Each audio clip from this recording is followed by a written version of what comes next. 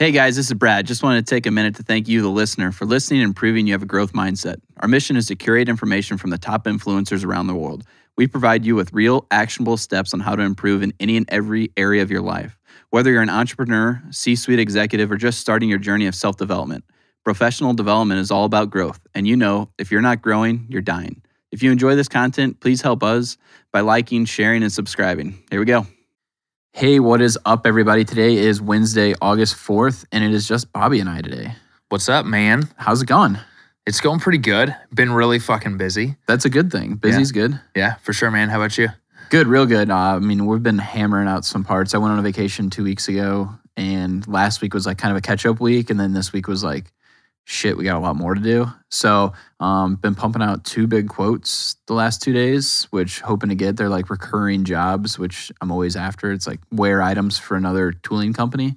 So I'm hoping to land those. But overall, just, same old busy. Nice, man. I just finally met my new boss yesterday. Actually, I met him, and our organization went through so much fucking change over the last 2 months. So it feels like we're in like this weird rebuilding phase, like how the Cubs just basically got rid of everybody, one of their players. Yeah. And then all of their players started hitting home runs elsewhere on all these other teams. And not that other players that have left are hitting home runs. I hope they are. We're all on the same team at the end of the day. But it is a weird like rebuilding phase where I'm learning a completely new like job within Aflac. So it's been tough to really try and figure out like, all right, am I doing the right things on a day-to-day basis? But trying to find wins every day. So and it makes the day go by fast, I bet. It goes by so fast, and then I'm like, what did I do today? Yeah. And today I can actually look at the leaderboard and be like, all right, I did some shit and I did move the needle today, but there are certain days where I just feel like I'm doing a bunch of bullshit and I'm like, all right, I think I'm moving the needle in the right direction, but am I really? The stuff that has to be done, but takes up a lot of time. For sure, man. And then your girlfriend just in town last week? Yeah. Did she go to the Dave Matthews? No, she didn't. So I drove out to North Carolina and went to go see Dave in Raleigh on Friday night. And then I drove Saturday to Charlotte, saw him there Saturday night, drove back to St. Louis Sunday, and then on that same day she drove up from so you met together from New Orleans. Yep. And how was the bus though? You got to go on Dave Matthews' bus, I heard? I wish I would have done anything that I could to get on that bus outside of drugs. I didn't know if you did. No, dude. I wish I would have, man. But no, she was here, and I did stuff that I haven't done in a while, and I know where you want to take that. But like sex. Like sex. Like never do that. With somebody other than your hand. Exactly. It's such a nice change. Yeah. But no, we actually went to the Arch. Oh, yeah. And I haven't done the Arch since I was in 3rd grade. Yeah, and that sounds about right. Field trip or something? Dude, yeah, 3rd grade field trip. I remember Miss Zink was my teacher. I remember all my teachers' names. And I remember ever since then, it's always one of those things like, fuck the Arch. Like, you've been up there once, you've been there 1,000 times. Yeah. And they actually it was actually pretty cool. Yeah. Sitting in a tiny little elevator. Yeah, those little capsules. Yeah, those and always you fun. Go up there, it takes like 4 minutes. I think it used to take like 10. Oh, is it fast now? Huh? It's pretty fast. Like 3 minutes on the way up, 4 minutes on the way down. And the views are obviously pretty cool up there. Yeah. So that's awesome. That was pretty good. Little staycation type thing. Yeah. But basically, still had to go to work, which was tough, but it was definitely one of those weeks where it was like, all right, definitely could have got some more work stuff done. Yeah. And so this week is more of the catch up. I hear you. Yeah. So that's awesome. For sure, man. And then you're headed down to New Orleans, I saw, to see her? Yep.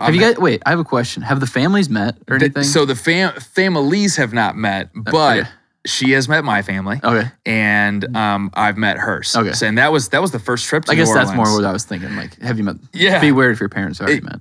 We're probably not too far off of that stuff. But kids and a baby. Dude, we're talking about it. So, when you know. But it's one of those things where, hey, we're not letting this happen for a while. Yeah. Like, we have to enjoy ourselves. Like, I got some shit that I have to accomplish, and we have to be financially stable before we even think about bringing extra extra life. Yeah, into that this is big world. talk right there. Yeah, I mean, I can't imagine having 5 kids like Dan. I'm gonna need to. He's got the basketball team. He does. He does. That's why he's working so much. Yeah, I mean, he has no choice.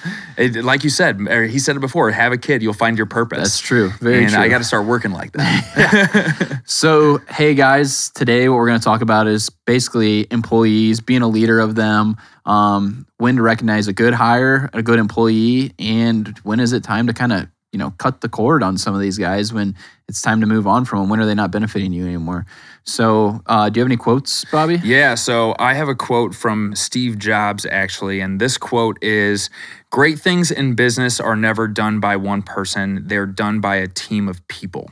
And this is relevant to me and how I hire people, because we have a lot of times with Aflac, you want to hire someone who's going to go out and is going to go open up new accounts. You want them to be a jack of all trades kind of deal. Yeah. You want them to open up new work with new clients. You want them to service those existing accounts. You want them to also grow the broker channel, and you have all these things that you want them to do. Whereas a lot of times what people miss an opportunity to do is actually hire people that are specifically good at one thing. They're really good at, they have a lot of good broker contacts. They have a lot of, they are great at servicing, and they're great in this specific industry. So that's where I think a lot of people miss the boat as far as hiring people who are independent contractors, like with Aflac. So if you are someone that's hiring salespeople, try and find a niche for those different people so you can grow as an organization. Yeah, exactly. Not have 10 of the same person, have 10 different people all attacking different situations. Exactly. The one I have is from Barbara from Shark Tank, which is become better at firing than hiring. It's crucial for building a business. And what I kind of wanted to go somewhere different than like the hiring aspect and more firing, because I think a lot of people get caught in a situation where they have an employee and they're afraid that if I get rid of this person, what am I going to do? But they're toxic for your organization. They're not benefiting you more. They're making it harder. And the sooner you realize that you can cut that cord with somebody and replace them with somebody that's going to benefit you, the better off you're going to be. For sure. So, a little different. Oh, I mean, I completely agree. I think a lot of people struggle with, they are scared to fire someone because they are worried about what the hiring process looks like. Yeah. Whether it's administrative or a big position in the company. And it's convenient that the two guys that are involved in recruiting aren't here today to talk about hiring people and firing people. Yeah. So, I mean, on the hiring side, that is all that they do. I don't know if they have involvement as far as like if someone leaves outside of maybe an exit interview. The only thing that I think they might be able to bring to the table is, if somebody gets fired or doesn't stay for that span until their contract's up, they might get some sort of insight of why that person was let go or why they left. Right. Maybe they have some idea of that. Right. I don't know, though. Not my world. Can definitely speak to, I mean, hiring is something that I'm new into in my new position here. However, I've had to fire a ton of people from my last job that I worked. And even as far as, I don't want to say I've fired people because I technically can't do that with what I do, but we can coach people out and make sure that they don't show up to our Monday morning meetings anymore. Yeah. And we do a lot of that. So we can wrap on that for sure. That's awesome. So something I want to start off with is how do you hire? And if you want, I can just jump in to begin with. Go for it, man. And for me personally, I don't really care what somebody's resume says. I don't care where you went to school. I don't care who you're related to, who your best friends were. I don't care about any of that. I want someone who can think on their own 2 feet. I'd rather hire like a C student in school than a kid that was on the honor roll, because the kid that got a C is most likely super street smart, and the kid that's on the honor roll is book smart. So to me, I want somebody that can kind of do that on their own. And another big trait for me that I always look at when I'm thinking about bringing somebody on or replacing somebody is the personality. If they don't vibe with me, it's not going to work. And that's because I'm going to be spending more time with my employees during a week than I am my family. Essentially, you're spending all day long with them. So it's got to be somebody that you can get along with for that amount of time. So that's kind of what I look for in a hire. Besides your obvious traits of, does he have the skill set to suit this job? I mean, that kind of goes without saying. Do you have transportation to get to and from I don't think we need to dive into those types of things. But like that's kind of that's what I look for in a person when I'm trying to hire. For sure. Do you think about, as far as for you, like culture? Like, I know you probably have a culture that you've built there. Yeah, culture's obviously big, and that kind of goes to the personality thing. I think you kind of know. I would hope you have a good idea before you hire them if they're going to fit your culture. And I think if they don't fit your culture, you find that out very quickly once they get thrown into the situation. And I've had that with guys before where I just talked about it today. We had this kid who came and he was with me for like 2 weeks. It was when I was racing, and this dude was dedicated. I mean, he rode a fucking Greyhound bus from like New Jersey to Chicago, jumped on an Amtrak from Chicago to St. Louis. I picked him up at downtown, and like the kid just like wanted to try it out, and like instantly I was like, this isn't gonna work. Like, fuck. Like, poor kid. Yeah, like he tried so hard. He tried so hard. I mean, I think it was clear. I think he knew it too, but like, I mean, like he put on Dancing Queen on the way home from work like every single day because he was staying with me and to see before he like got everything. And I'm like, man, I don't know. He'd put that song on his like Spotify or Bluetooth or something like that? Like on loop. Wow. Yeah. That's really weird. And he's like, this is the best song in history. Like, and he's being serious. He was dead serious. Like, he wasn't joking. Like, it was real life.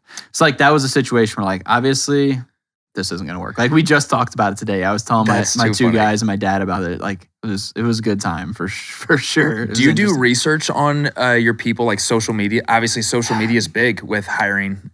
No, I mean, I really haven't. I mean, the one guy I have right now, he came to me as a customer. Like, so this is like the guy that like, he's like my ride or die. Like, he's my best employee. Like, I'm hoping that he's a lifer type deal. Right. And like, it was weird because when he came to me, he's like, oh, can you do this for me? And then I got on Facebook that night, and obviously I'm a huge blues fan. I have a lot of blues memorabilia. And then I saw his name, which I wouldn't have recognized unless he came through my door. And me and him are like the same guy. Like, we love racing. We love the blues. We collect racing stuff, memorabilia stuff. And like, that's like a deal where like our culture, like we could sit and talk all day about work, home life, and our hobbies because it's the same shit. Right. So that's been a really good fit. My newest guy, who's young, I mean, he's still in college going to school for precision machining. And what's really good about that, and I've talked to people of when I do bring my next guy on, what I'd like to do is find the same situation, somebody that's young that doesn't have habits built up, because these older people, or even in your 40s, and your habits are built of what you are as an employee. And if I get somebody that's 19 or 20, I get to kind of mold those habits how I want them. And, we had a rough patch where I had to have a sit down talk with them and say, hey, like, this is what you're fucking up on, and like, I don't really like doing that, but sometimes it kind of, it's a sink or swim type deal. You're either going to take that advice and run with it, or you're just going to fail. And this kid took that advice and ran with it, and he's been a great fit. So I'm hoping that eventually down the line we can find somebody else like that. For sure. So obviously you found that guy that just clicked with you, your ride or die. Yeah. Where are your best people? Where do they typically come from? Because you like the younger guys that you can mold, but are these people that are like referrals from, or like a word of mouth type deal? Or yeah, both of my guys were word of mouth. While I was racing, I had another guy, Tyler Elliott, who like the kid, he went to New Zealand twice with me. He ran up and down the country with me racing. He was awesome. But at the end of the day, he decided he needed to leave. And he went to go work for another race team. And at the time, it kind of pissed me off because I'm like, dude, what the fuck? Like, we're like a team, you know? And that was probably like my hardest person to see leave. But like, 2 weeks go by and we're dudes, and, like we still talk like every week. So it's like, but in our industry, yes, a lot of it is word of mouth. And I honestly hope that I never have to go through a situation where I'm struggling to find somebody, where I have to go to a guy like Matt or Dan or a recruiting firm to try and find me a guy, because I mean, they know way more about that industry than I do. But I kind of feel like you're kind of getting to the bottom of the barrel, like the guys that you're going to get that are good they know they're good, know, and they're probably paid good for where they're at. So to get those, you're going to have to either take them away. And I think that's why I like the younger guys, because then, you kind of get the entry level contract type deal, and then you move from there. So yeah, I think that's a really good point too. And one of the things that stood out to me, what you said, is you don't look at the resume. And I couldn't agree with you more because, I mean, especially with something like I do, I don't know who the fuck's going to be a good fit. Yeah. Because everyone's going to say that they're motivated. Everyone's going to say that they're self-disciplined. Everyone in an interview is going to say the shit that they need to say. And then their resume is going to be bulked up to whatever it is. Like, I don't care if you are literally, for me, like in what I'm looking for, I don't care if you're flipping burgers. I don't care if you graduated from Harvard and you make over 6 figures a year doing what the fuck ever on Wall Street, right? We have to try and figure out if people they're going to be a fit with the organization. Like you said, like a good culture fit, and then someone that you're going to get along with, because at the end of the day, you're probably going to be, I mean, you have to work with them, and you may be even training them on some stuff, or your ride or die is going to be training them. Exactly. And you don't want to piss them off by hiring some dipshit. Yeah. And hopefully that person that's managing them is somebody that you've, instilled your habits into, that they think the same way that you do. And I have some stuff that we'll actually touch on a little bit later with that I think is big for employees or owning your own business or an entrepreneur. But something I wanted to ask you that might make a little bit more sense, since you're dealing more like with an employee aspect on a day-to-day situation, is how do you keep your team members happy? For sure. That's a good question. As far as keeping them happy, so we actually talked about this, and one of the things that I've talked about this on a lot of our podcasts recently, but I've really gone all in on RSF, Relentless Solution Focus, with Jason Selk. And one of the things that we are teaching everyone in the organization is how to be more solution focused and ask yourself these questions of what's one thing that I can do to make X situation better, and then continue to be relentless in your pursuit to figure out what that solution is. So keeping them happy, I think there's 3 things that really come into play on that. It's consistency, communication, and our calendar. So with consistency, that is not having sporadic meetings that are like, oh, tomorrow we're going to talk about this, or hey guys, a meeting that we're going to have tomorrow afternoon, I need everyone in here. So for me, it's the consistency of on Monday mornings, we have a regional meeting. On Wednesday, we have our hashtag Wednesday meeting, WINS. And then on Friday, that was creative. Thank you. I'm not the first one to come up with it.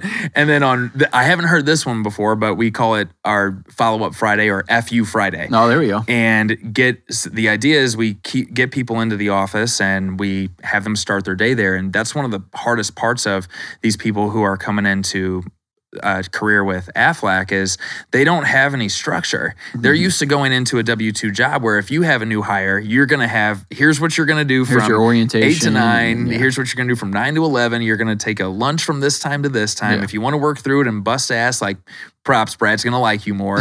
Whereas if you have someone like me, you have all these people that have no structure to anything. So we give them that structure whenever they first start and say, from get into the office at this time, and then from this time to this time, here are some marketing drops that you need to leave by, 30 places that are on your leads list. And then here's what your follow-up strategy looks like. So keeping them happy is the consistency of here's when the meetings are, here's where you're going to learn, the communication of here's how we get more information about the different things that we have, right? So different ways that we can set more appointments with these decision makers at the different businesses that we go work at. And then it's the calendar of, they're all kind of tied together basically, and making sure that people know exactly when these meetings are and making sure that their calendars are in sync with the people that are training them.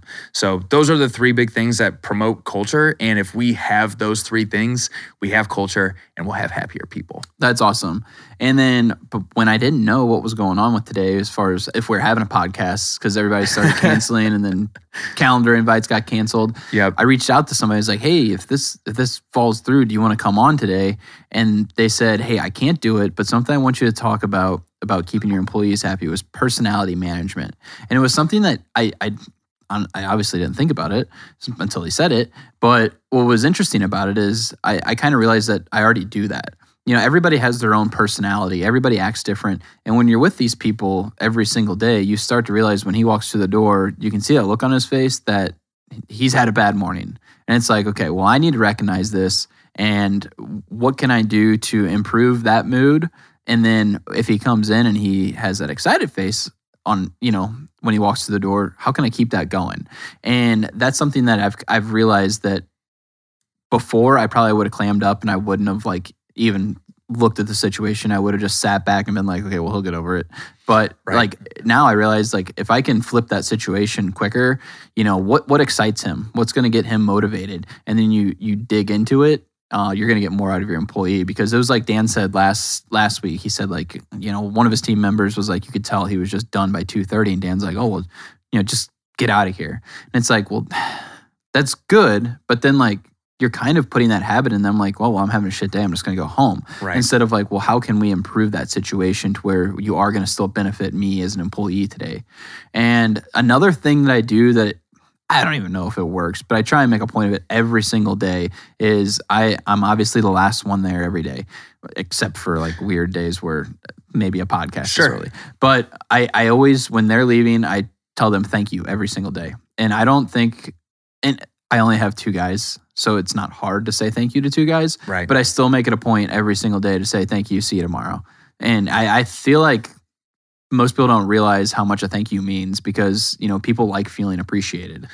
So. I absolutely agree. Gratitude is something that is so underrated as far as just those words. Thank you for showing up and working your ass off today. And we don't see enough of that. And I mean, that could be anywhere in society, even where you see, have you ever held a door open for someone and they don't say thank you? Yeah, I'm so pissed. I will literally say, you're welcome. And loud enough for them to hear it, because to me. But they probably don't care, because that's why they didn't say thank you. Exactly. And there's been times where, I tell you what, one of the most, I don't know, it's a flattering thing whenever someone holds a door open for you. And and it's weird, and maybe this is going to sound wrong to say, but you don't see it a lot with women holding doors open for men. For men, yeah. And not that I'm really like, oh man, I need a woman to hold a door open for me today. But whenever it happens, it's like, oh, thank you so much. Yeah. And it's just little things doing like the right that. Thing. And I went a little granular there just on like the thank you part of it. But to your earlier point that where you were talking about the personality and managing to the different personalities, we obviously had we had some interesting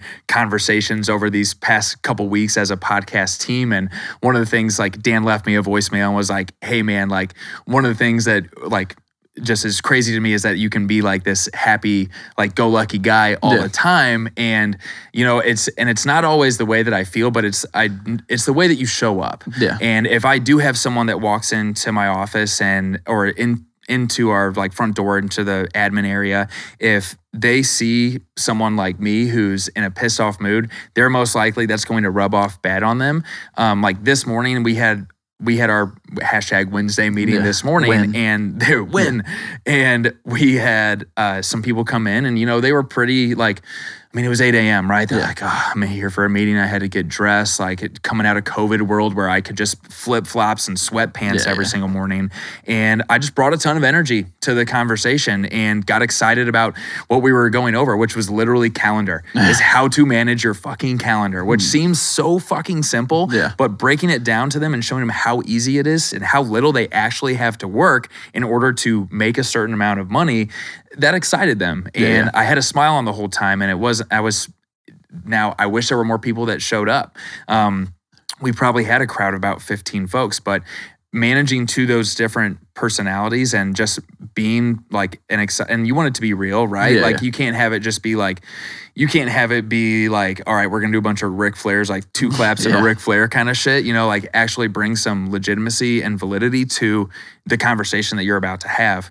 But I agree with you as far as that goes. You have to bring some energy to your team in order to if you want the same thing out of them. For sure. And then, so what do you think makes an employee good or bad?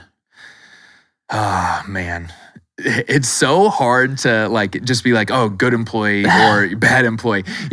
Just the ones that show up are usually going to be better. Yeah. We have people that just won't come into the office. They won't attend all of the trainings, and they'll go and they'll make their 40 to 60 grand every single year. But they're not doing anything to actually grow and push themselves into some uncomfortable situations. So the ones that at least in my industry, the ones that I see that are good are the ones that are proactively trying to grow their business. They're asking for referrals and they're taking care of their existing clients, and their focus is how do I sell more insurance? Yeah. I asked everyone this morning, what do you think your job is? And it was the first thing that I said before I got started. And someone said, oh, I got to set appointments. And the other one said, oh, I need to service my accounts. And I said, and then one guy's like, sell insurance. And I'm like, fuck. And I go, fuck yeah. And one of the girls brought in her son who's like 4 years old. And I was like, my bad. I was like, might want to shut the door. And that at the end of the day, that's our job, is we have to sell. And same thing for you. Like you have to sell. You're not making money. Yep. And all these people are sitting there wondering why they're not having any success. It's like, well, you're not building any relationships. Yeah. You're not selling anything. You have to go sell yourself every single day. Every day. And you're selling yourself. Like that's the key. You're not really selling. Insurance is insurance. You have to sell yourself. And I actually have something that is going to come off very Brad-like. But okay, let's hear for it. me, what makes an employee good or bad is I never want to babysit anyone. If I have someone that I hire who is asking me, did I do this right? Or what's next? It's just not going to, like, I can tell you right now, it's not going to fly. And I'm totally fine with showing somebody how to do a skill or a task one time. And after that, I kind of expect you to be able to figure it out. And what I think is very good for small businesses or entrepreneurs or startups, really anybody, is to look for people who have traits of an intrapreneur. Have you heard of this? Okay, no, I haven't. So Go dive in. It's basically an intrapreneur is somebody who has like that entrepreneurial mindset, who is still an employee at an organization. So they're passionate about the problem they're solving. They're curious, adaptable, want to grow. They listen to data and challenge their own views. They're transparent and they're resilient. So to me, it's basically like, that's what I feel like I have with my guy who I hope to grow, where he ends up being a general manager of my business, is he has that aspect. Like he's spending his money when he's working for me. He's not, a lot of employees are spending the company's money and they don't realize that. And I feel like if you get that person who thinks that way, it's somebody who's going to make you money because they're doing things that are going to make your life easier. Like if I have to leave and say my daughter's got dance class or swim lessons, he's going to make sure that I'm able to go to that. Or if we have a deadline that, hey, like this is due tomorrow and we're not there, he's going to stay late and work with me until we get that done. And I think those are things that obviously that's not on a resume. You don't see that stuff. Like, works well with others, like, come on. So those are things that I think make a good employee. And then red flags, what are red flags you have? Like when you're like, okay, it's time to cut the cord and move on. Yeah. So, I mean, what I see a lot is people who are not practicing their craft, right? For us, the one thing that we ask people to be good at is going out to set appointments with decision makers and then get good at their decision maker presentation. We don't ask a lot of people early on, but where we see a lot of people fail is they refuse to practice and they lean on their field trainer, their district sales coordinator is what we call them, as their crutch to, well, hey, if I go set this appointment, Brad's going to go in and close this for me. And instead of actually trying to get better. So that's a big red flag is, well, A, someone who doesn't show up, and B, who's someone who is obviously not practicing their craft. I agree with that. I mean, you have to be wanting to better yourself every single day. If not, like there's somebody right behind you that's going to take your spot. Things that aren't like crystal clear, I guess, like you're not going to find these on Google for me, are if somebody's affecting my day-to-day. Like if they're on my mind, like I'm walking inside and I'm like, man, I don't want to see him today. Like that's a problem. Like it shouldn't be like that. They're when they're working and they're not making my life easier, they're making it harder. Kind of like the babysitting thing where it's like they do something, I have to check it. Or they're negative. Like being negative at work just isn't going to work. So here's some Google specific items. Let's hear it. They don't fit the culture, can't follow directions, they're not on time, and they lie. So those are things like if any of those things start to pop up, that's a red flag for me. And it's like, okay, it's time to start making a change here where we need to break away. So, and I have one situation where a guy that was working for me is somebody that actually I wrote a blog about as being one of my mentors who won't talk to me to this day. And I would talk to him probably, but he really affected me in a negative way. He was a guy that I could be like, oh, the sky's blue, and he'd be like, the fuck are you talking about? Like, it just didn't matter what you said. And we had a situation where we had to let him go, and his son actually worked with us too, and his son was actually a great employee, like kind of 180 degrees different. We had to unfortunately let him go as a pair because it just wasn't going to work. But to me, being negative is a huge thing. Like you said, having that positive outlook where when you walk in the room, if somebody is positive, that's going to rub off on you. But the same applies if somebody's being negative. That same deal is going to rub off on you as well. And that's just when it's time to say bye-bye. Dude, we have had the culture. So unique situation where I took over 2 organizations that we combined into one, right? And there was one organization that I had no hand in whatsoever. And the other one was the one that I was already a part of. The one that I inherited, everyone that I talked to, I held one-on-one meetings with every single individual that was active within the organization. And everyone all had the same thing to say is like, this is a toxic environment. It's incredibly negative around here. The same people who are saying that though, are the same people that I've noticed were negative in the office. Yeah. And it's rubbed off on people so much that they have nothing to do but to complain about certain things. And it all comes down to, are you complaining about shit to complain about stuff? Or are you willing to take accountability for the negative shit that's in your life and actually strive to make this shit better? Yeah. And I've told everyone in the office, if you hear anyone talking negatively, like, correct that shit and ask them if there's one thing that they can do to make it better. And if they're not doing that, then fucking move on. Don't work with those people. Don't talk to those people. And I'll kick people out of the office if I have to. There's been a couple people where I've said, hey, you probably need to get out and go make some phone calls because you're not bringing up the energy in the office at all. And that's fair. I mean, in order for a team, like, there's no I in team. But if there's one person there that's really causing a problem, they can bring the whole team down. Oh, yeah. So how would you approach firing somebody? Oh, man. Well, you said you fired a lot of people. I did. So I used to work. Have a great answer for this. I did. Did they send you an email? It's like, here's the storyline of how this is going to go. So what I did, well, before I worked with Aflac, I worked in the janitorial industry for 3 years, and that was for. Did you ever work with Joe Dirt? I did not ever work with Joe Dirt, but I felt like it, man. And, I was in one of those, like, I was a glorified babysitter is what I did. I made 6 figures working as a glorified babysitter, basically. And it was great. It was really lucrative. However, it was different site by site that I worked with because I worked in 11 different states. And in Missouri, for example, we were union. So whenever we had to fire someone, it wasn't just like fucking process. Dude, it was document that they didn't do this certain thing on their shift. They didn't they didn't empty all the trash on this floor. They didn't do this part of the bathroom. They didn't. I'm surprised you fired anybody in Missouri. Dude, well, you know what?